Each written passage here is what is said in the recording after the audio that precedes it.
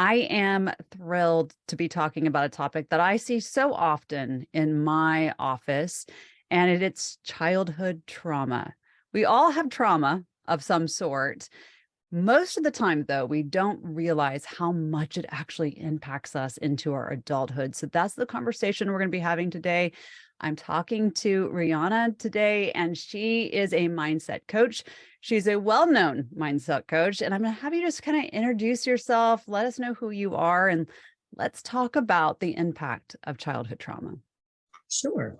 It's good to meet with you, Danielle. Thank you for having me on your show. Yes, of course. Now, you want me to give you my background, or did you already Yes. do the introduction? No, go ahead, please. You want me to introduce myself? Yeah. All right. For 23 years, I've been a licensed mental health counselor in private practice. My company is called Therapy by the Sea. And in 2009 and 10, I got certified as a life relationship coach for singles and couples from RCI, Relationship Coaching Institute. So that company is called Lessons in Life and Love Coaching. So I wear two hats. I love the coaching model because it's educational and I can work with people around the world, which I absolutely love.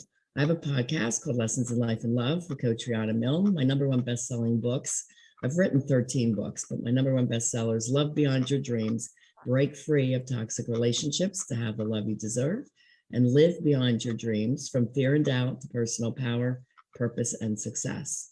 I do work with those singles couples from 16 to 76 years old, men and women, straight and LGBTQ. I have been featured in Forbes magazine. Wealth Insider named me one of the top 10 coaches to follow in 2022. And I was also featured in Business Success magazine. So that's a little bit about me. Fantastic. It sounds like we have a lot in common and we have a lot to talk about. Yes. As a licensed counselor, you know that childhood trauma impacts us long into our adulthood. We have a new definition of trauma, and we talk about that a lot on this show. Would you give us your understanding of trauma so that we can kind of all have a space to operate from? Sure. I think I failed to mention I'm CCTP advanced as well, Certified Clinical Trauma Professional. So we did describe trauma in two ways, big T trauma and little t trauma. So big T trauma means a major event that happens to you when you're younger, a car accident, you lose a limb, something like that. Little t trauma is what most people don't consider. These are the ongoing emotional difficulties that kids go through over and over and over again, and then becomes almost normalized, and the patterns become ingrained or subconscious. Working in a mental health ward with kids ages 5 through 19. I worked in the schools as a SAC counselor, student assistance counselor, which handled all the emotionally upset kids from kindergarten all the way through college, so every grade level, even a school psychologist at high school level. And then I was in a drug and alcohol rehab because I'm also LCADC, which is a drug and alcohol counselor. So I worked in a teen center, and I also worked with women from the prison system in the rehab center. So working with all these different populations, different ages, backgrounds, cultural, income, all various ends of the world there. I created the childhood trauma checklist in 2012. So that's how we describe it. My clients help identify what traumas they have had, the top 10 traumas, by using my list, which is really quite different from the ACE list. Would you mind going into that list? Yes, sure. The ACE list is from Kaiser Permanente Group. I saw that around 2016. And I'm like, how could they miss kids from the foster care system? Because they were right as a counselor. How did they miss bullying? How did they miss abandonment? So again, this is from my true work experience with kids. So the first one, before I go into childhood trauma, I do want to explain it does definitely go through 3 generations. And in 2021, the research came out that 100% of us have childhood trauma. Right. When I was first doing the research in 2011, 2012, it was 90% of people could identify that they've had childhood trauma. So now it's up to 100.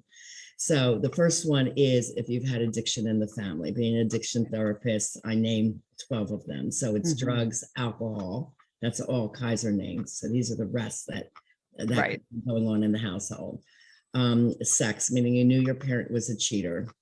Porn addiction, gambling, hoarding, spending, eating, gaming, TV watching, workaholism, and social media, always being on the phones or your computer at the expense of your time with your kids. Second one is verbal messaging. So did you hear the words, I love you?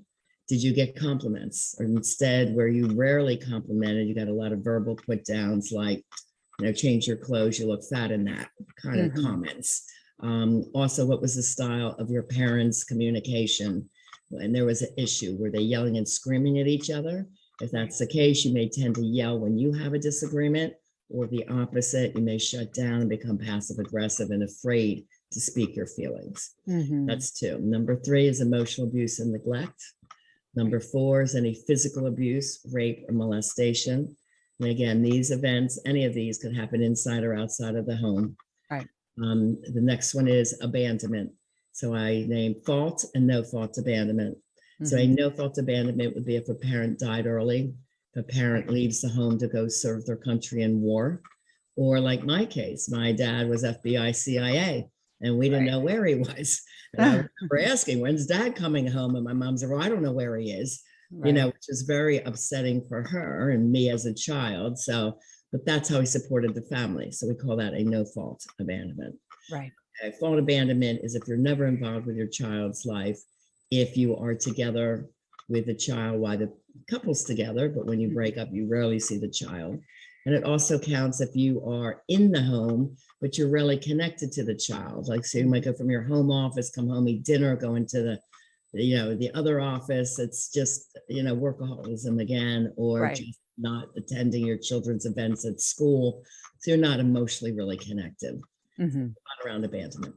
The next one, trauma 6, is if you're in the foster care system, you were adopted, or you had to go live in another person's home. Your parents couldn't keep you, even if that's grandma's home or an aunt or uncle or family friend. Right. The next one, I had a client say, well, what if does it count if you don't want to go home? If you're always alcoholic. I said, yes, that would count. Yes, it does count. Okay, so number 7 is one that most people can identify with really easily, and that's personal trauma. Some way you felt different. You might have been a chubby little child and teased for that, or tall, skinny, and gawky and called a nerd.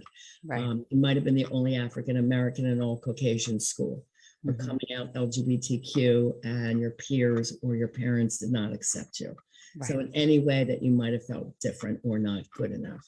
8 is around the sibling. So this could be, so sibling trauma is, they might have been bullying you. Most often you see it as they are the golden child, the favored one. So the star athlete, more handsome, more beautiful, or the star student. The other one is if they were born with a medical condition and mom and dad had to command more time to be with them due to that, and you were kind of slighted. Okay, so that's one. Number 9 now has 2 parts to it. Trauma 11, I had to bring down when I did the list. This was not very common. Now it's one of the most common traumas.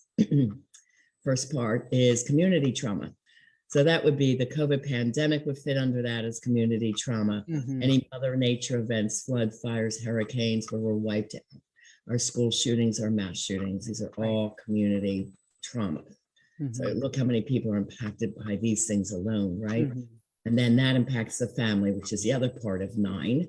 So it also means if one of your family members is incarcerated, or you grow up in poverty or in a scary neighborhood and you never felt safe. So you're always craving safety as an adult. A lot of lack messages around money. This is around the family, just a lot of struggle. And then trauma 10 is mental health issues in mom and dad. And a lot of times we have to guess at that because they might have had the issues and not gone to counseling. So you might not have known, especially the baby boomers. So the 2 most difficult for children to navigate is around bipolar and borderline personality. So I describe borderline as erratic moods. When they're good, they're great. When they're bad, they're hard. And the child never knows what they're going to get, kind of keeping them on eggshells. That produces a child that's highly anxious. And then bipolar is manic depressive, and depression can show up in checking out emotionally or even anger. And people say, well, manic, that's a high and happy phase, right? Well, it could be, but it's often tied to addiction, like a gambling spree or a spending spree. That's a manic phase. So there's always a lot of consequences around that as well. So those are the top 10 traumas that I name. Yeah, that list is expansive, and it's something that I know we both see all the time, every day, Yeah. in multiple sessions a day. It is something that many people do not realize impacts our daily activity, our thought process, our emotional intelligence, even our actions. There are, at least in my opinion, love to hear your thoughts, fairly standard behaviors that we see people do when we are looking at trauma. Would Mhm. you like to talk about that a little bit? Because I think a lot of people miss the fact that they're doing something Yeah. and it stemmed from trauma. Yes, childhood trauma. It all Yeah. comes from childhood trauma. Yeah. So there's actually 7 areas of your life that's impacted from childhood trauma. So I'll Mhm. briefly name those 7 and then the ways it shows up. So one is physical health. It definitely impacts the physical health. So sleep disorders, eating disorders, poor immune systems like fibromyalgia, Epstein-Barr virus, cardiovascular disease. The Mhm. Kaiser study did prove that there's a shorter lifespan. So there's a Right. lot of physical things that this ongoing stress will cause. Emotional difficulty, like controlling your emotions, being emotionally triggered easily, trouble really recognizing good emotional cues, Mhm. um, really sensitive to stress and overreaction, excessive worry, hopelessness, I call, which is fear-based negative thinking, which is Right. mindset work, which I coach too, um, feelings of helplessness and lack of self-esteem, Right. confidence. In Yeah. relationships, we're showing it up as attachment problems, disorders, and I'll go into that in its own section. Yes. So just that's one thing on the map of 7. Um, Difficulty forming relationships with peers, parent-child issues, problems in your romantic relationships, and of course the intergenerational Mhm. cycles of abuse, neglect that happens. Mental health, we see the depression, anxiety, those are the 2 cues that ongoing anxiety is Mhm. from childhood trauma not healed. Low Right. self-esteem, PTSD, suicide ideation. There's more, Right. but that's a few.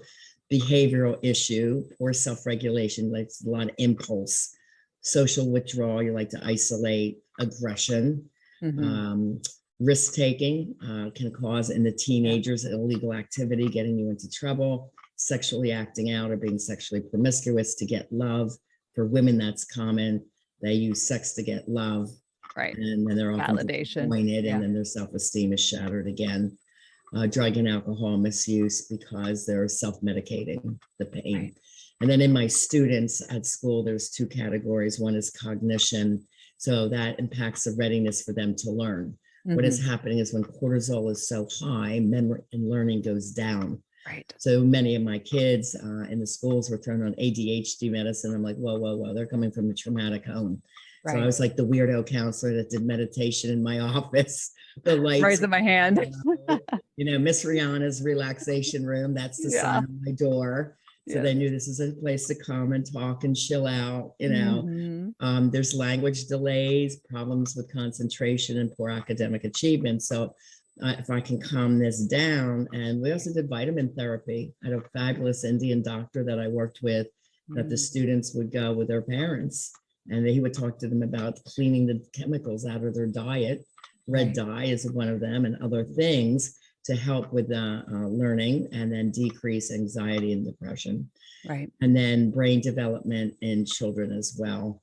And it changes the gene expression, like the studies with the Holocaust survivors or offspring, Right. a Right. much higher group of anxiety if Right. you had grandparents, Mhm. parents from the Holocaust. So Right.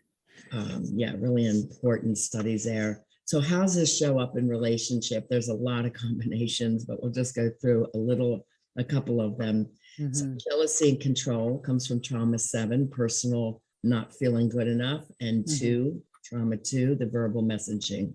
Right. So if you weren't told I love you, you're always put down.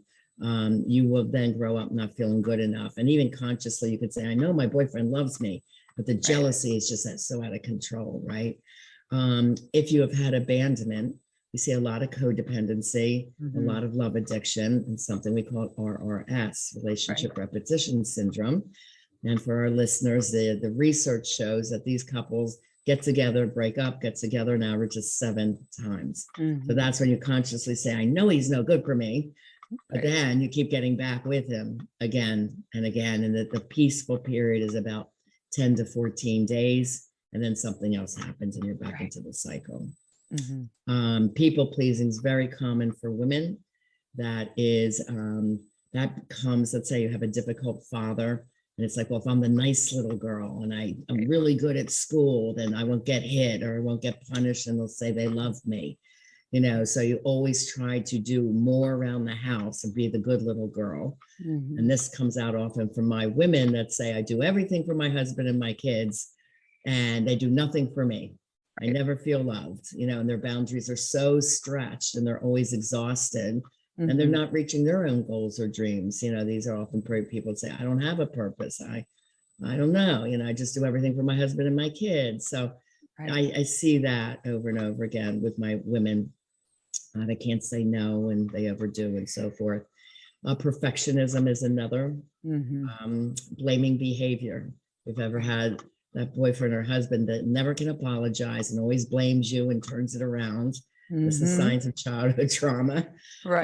Yelling, of course, and anger. A lot of addiction is started in the teen years, trying to cope with these toxic, dysfunctional family dynamics. So often addiction is a result of this. Being addicted to cheap drama.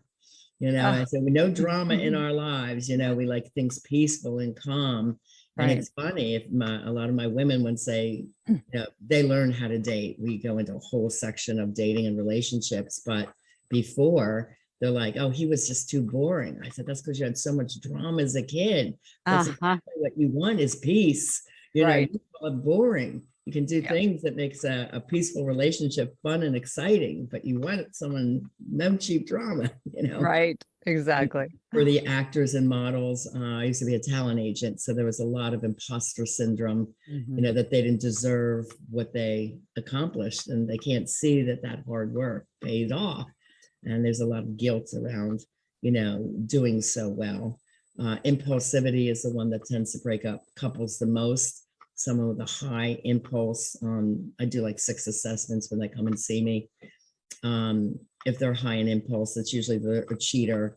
That's the guy that says, I know we don't have the money for the shiny red sports car, but I want it. She'll just have to deal with it. And the family's struggling for years to make his car payments. You know what I mean? So that's that impulse. And that tends to be along the line of the narcissist, sociopath. You know? Those are some ways that shows up in relationships. Then it shows up in careers and it shows up in life was the life map that I explained.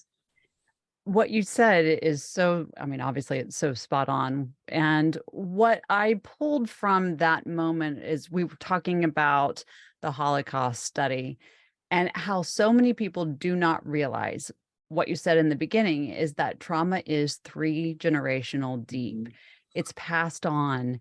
And we have to do the work to heal it. We have to move through it in order to progress into something different.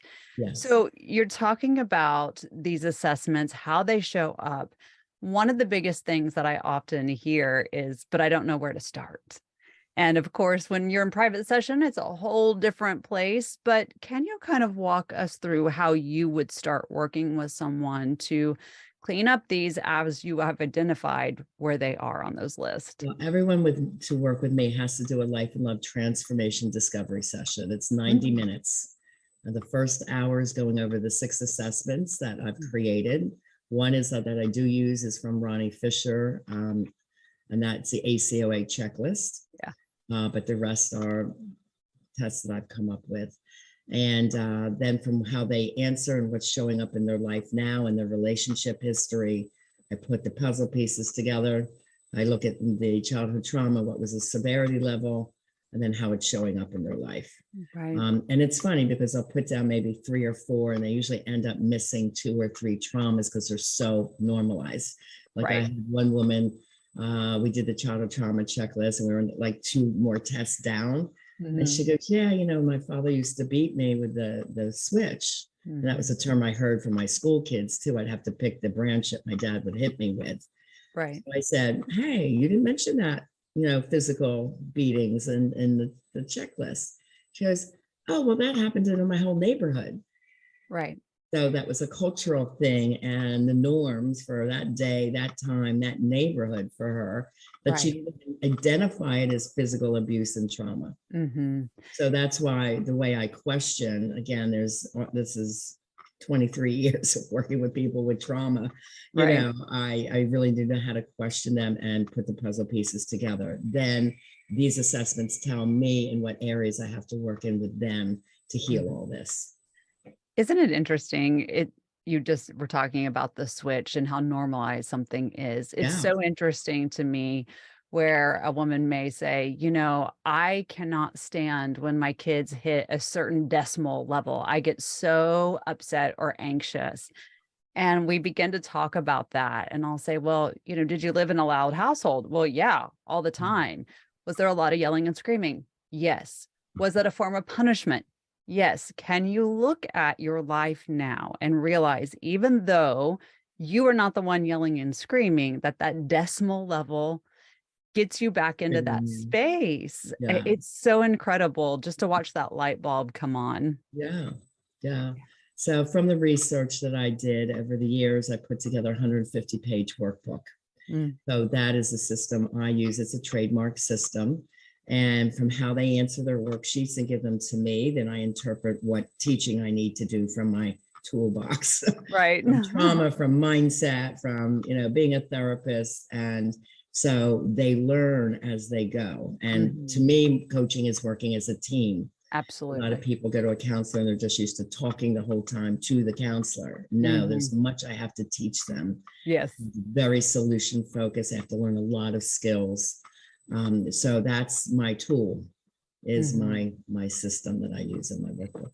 Yeah, I'm the same way. You're not coming here to talk, you're coming here to learn. You can talk, we're talking, we gotta get through this, the issue, but we are going to put this into action. Yes. I personally feel that, talk therapy is great, but it just tends to re-traumatize us over and over again. Yeah, We have there's nothing to just pull stuck in the from it. story. Yeah, we're just There's, stuck in it. yeah. Yeah. That's why I love the coaching model. It's great. And then my system is 50% trauma healing, Mhm. mindset work. I also have a lot of spirituality, because you have to Mhm. be spiritual to have some faith for healing. And then Yes. part 2 is the exact dating and relationship skills that nobody else taught you to have Right. an emotionally healthy, evolved, and conscious relationship. Yeah. It's a shame everybody learns, and you still see it on dating sites. Must have chemistry, and I just roll my eyes. Because chemistry is the homeostasis of the brain that takes you back to your past, Right. toxic pattern Yeah. that it recognizes, and the brain doesn't know if it's good or bad. It just recognizes it and say, yes, I like this. Mhm. And there you go. And then, these are the ones that often come up very toxic. Right. Is there a space that you wished people understood, a thought process around trauma, around what we experience and how it moves us, beyond the systems? But is there something that you wish people really could identify? Like, oh, if I just did this, things would change. Yeah, if they really just understood that childhood trauma is the basis of all their adult pain. Right. It is, again, working in the rehab center, they're putting a Band-Aid on it, just stopping drugs and alcohol. I Hmm. was teaching at Stockton University, future drug and alcohol counselors. I had a room of like 65 people. Some were doctors with doctorate degrees, some were high school grads with just wanted to be a counselor in a rehab because they went to one. Okay. Right. So I said, in all your rehabs, how many people are teaching childhood trauma work? 2 people raised their hands. I said, Wow. are you purposely trying to get relapse people back in to buy your system a second or third time? Because Right. unless you're addressing that, no matter whatever you teach, it's not going to Mm, work. You right. have to get to the root of the issues. And my people, mine's all holistic, mind, body, spirit. Me So too. they're not on psychotropic drugs. If they are, we wean them down. because they don't really need them. It's all Mhm. mindset. So Same. the brain can control how the body reacts, right? So they learn to not trigger, they learn the mindset and the trauma tools to Mhm. calm the brain and the body. Yeah. It's one of the most important thing, and I believe one of the most overlooked processes. So many of us Yeah. are coming to sessions with the preset manual of what we need to be doing instead of developing the understanding that we don't need all of these drugs. We can actually control it. If we can clean up what has been, we have the ability to move forward. It's funny you mentioned that about counseling, because in my triple masters of applied clinical and counseling psychology, not once did they mention the words childhood trauma. When I Mm, started speaking on this in 2012 and 13, I had other therapists say, "You're crazy. This doesn't exist. It's not in the DSM-4, Rihanna." I said, "I know it's not. And yeah. it should be. It's a Mm, huge miss. And mhm. people are totally missing that the childhood trauma piece is causing the love trauma." Right. So I said, I got to take this message to the world. So that's when I went from private practice, Mhm. one office in New Jersey and then Florida, and then went global and started talking on this. But yeah, people just had no clue what I was talking about. They just thought I was crazy. Yeah. It's like doing meditation with the kids in the schools too. You're crazy. Why are you doing that? Calms the brain and the body. That's You exactly know? right. It's a part of my sessions every single week. It's necessary. It's really interesting that you talk about the fact that no one was talking about childhood trauma. What we really were talking about was that everybody had all these coping skills that were negative, but we weren't looking at why we had the negative coping skills. Right. Right. Right. Yeah, What the was the band-aids. Yeah. Yeah, what was the mechanics behind why we're doing what we're I mean, doing? we heard about attachment theory, Mhm. Yeah, but not really how to do anything to solve the problems of attachment. right. You It's didn't hear really it. right, exactly. Let's talk about coping mechanisms of trauma for just a moment, because that is what childhood trauma does for us if we don't have the ability to really dive in with someone. We don't even realize that that's what's still driving us. We're picking the same partners over and over again. And we say those little buzzwords like, gosh, he reminds me of my dad. And then you can't Mhm. figure out why you're so unhappy. Right. All of these things. We do tend to try to keep ourselves safe with these coping mechanisms. I want to talk about that for just a moment. The inability to communicate your feelings is one. Mm, If, yeah. if you try to speak up as a child and you got slapped, or a bigger punishment because you talked back, Hmm. instead of, nobody's listening to my feelings, they didn't care about your feelings. Right. So a woman would then tend, like if her husband's angry, just to shut down and Right. not have the ability to communicate. And this is what we call empowered communication. That's what I Mhm. teach. I Right. don't teach women to be vulnerable at all. That Hmm. is a point of weakness. I don't use that term, be vulnerable with a partner. No, be empowered. Talk about your Okay. feelings in an empowered, confident way. This is who I Hmm. am. This is what I desire. Like, talk about that. Right. So, empowered conversation is something that most of us did not learn.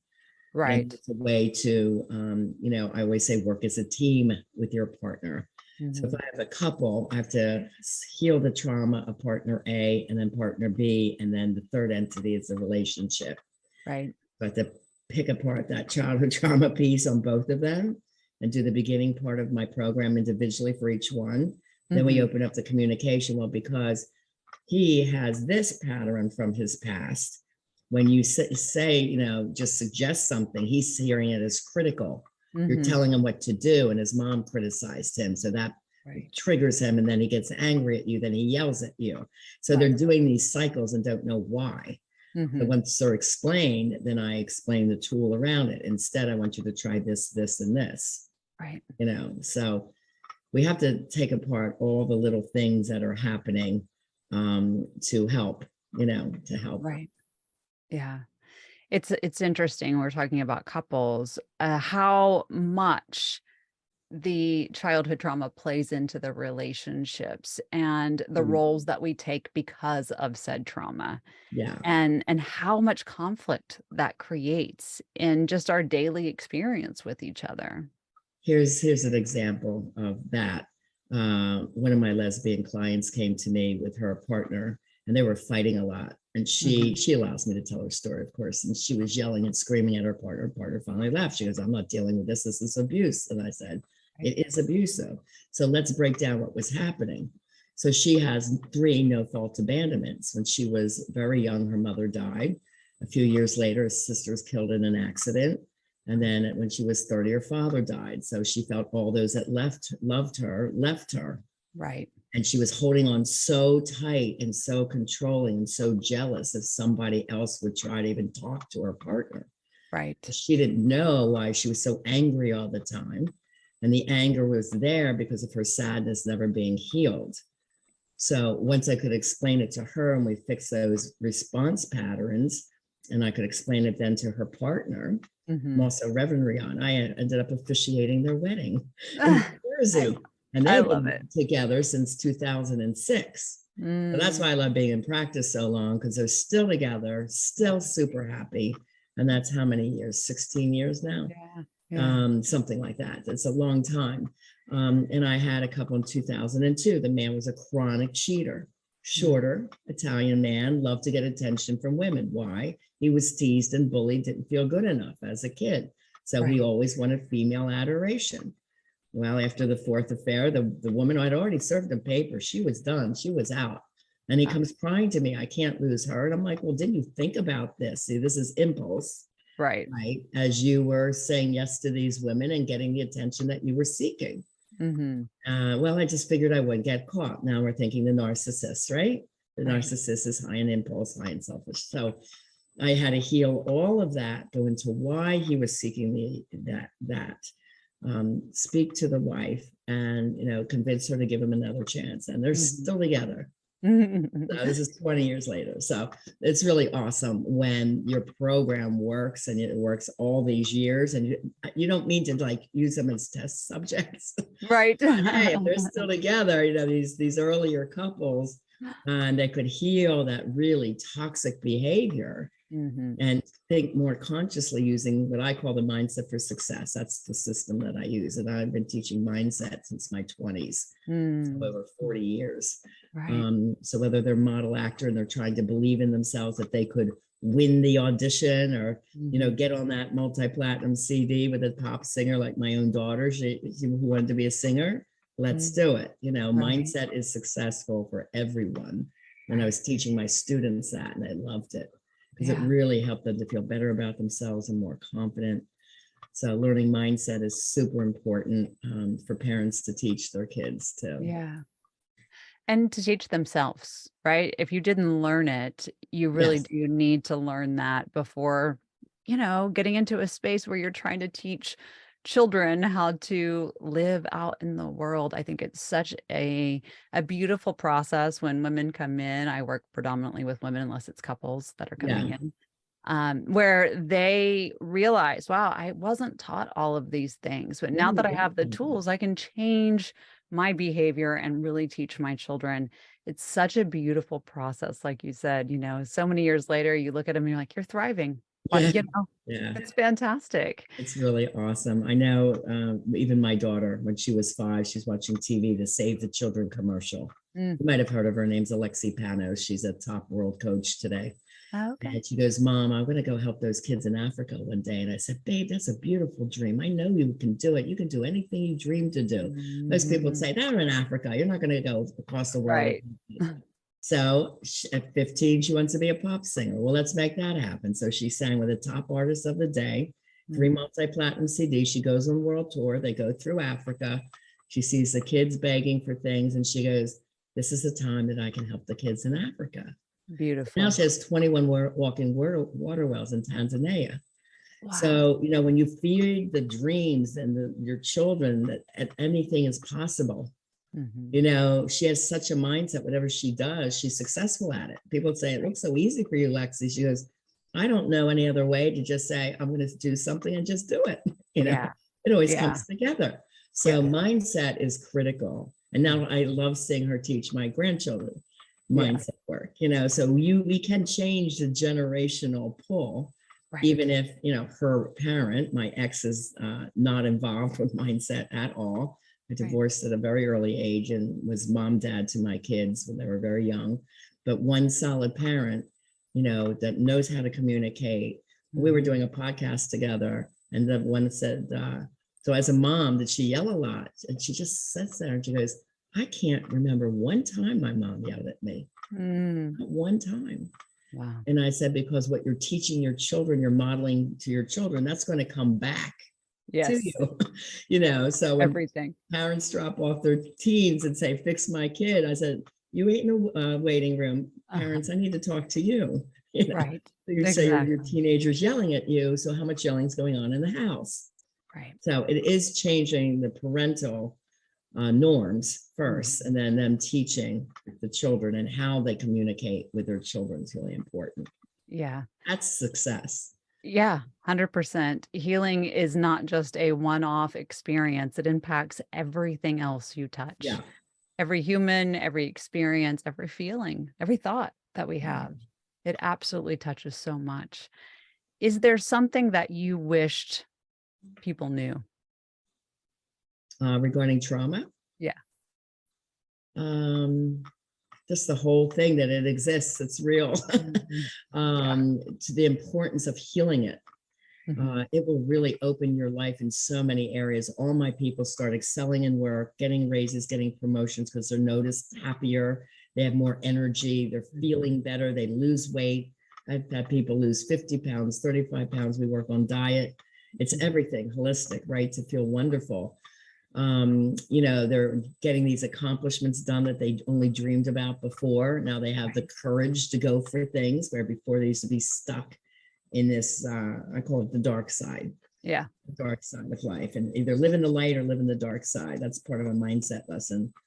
And my dad taught me a lesson early on, and he's there, hon, if you have the power of the 5 Ds, you can do anything. And I'll go into what those are. Because everyone always says, I always use the Ds. Every day I'm thinking of the Ds, am I doing all of this? So this is part of the goal setting, part of this, my system. So the first one is decide what you really want. Like decision is really important, and think on it for a while and say, yes, I am deciding I'm going to do it. And 2, I am dedicated to the process. It has to be more important than anything. Why do you desire it? Make it an end goal that's really important to you. Then to determination, setting aside the time, the days, what your plan is. So a determined plan. Determination. Devotion is the spiritual faith. You can do anything you dream to do. I would say God's got my back. Dare to dream. And he used to say, dream big, baby. That's my dad. So dare to dream is one. Drive. That is what we call the grind. Every job has the grind, the grunt work, the hard stuff. Like when I'm creating my online school, I mean, those were 14-hour days, day after day after day. That is drive to just write a 400-page book. Right. 6 months. That's drive. Okay.